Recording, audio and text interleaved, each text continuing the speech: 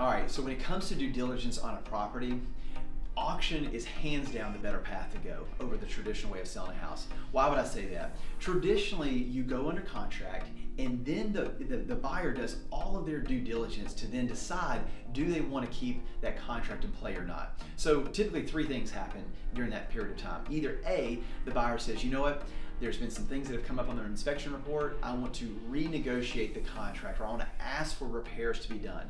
Second thing that could happen is we want to ask for a contract extension because we want to get some other people in this house to be able to lay eyes on it, to be able to give us estimates and give us bids. Or the third thing is they just frankly cancel the contract and get their earnest money back. So in the traditional way, you're very much exposed because the due diligence process is after the contract. The auction method, what we do is we front load the due diligence. When we list the house, we want to make sure that we have a clear title, we have home inspections, termite inspections, any sort of third-party inspections like foundation, HVAC, roofing. We want to do a total diagnostic on the property. Now, the buyer is always willing to go out there and do their own home inspection. Fine, you have a couple-week period of time to do that. But you can either take our inspections or you can do your own. But in this couple-week due diligence period, before you make your offer, when you decide to make that offer, we want no contingencies, none.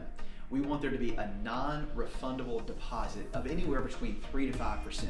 When this happens, whenever you front load your due diligence, you have sure closings, the seller can plan with confidence, and it's one of those things that really just saves us all a little bit of time because we didn't have to start back over with a tarnished reputation on listing of when it comes back on the market. So due diligence always needs to be front loaded. The auction method gives us that approach.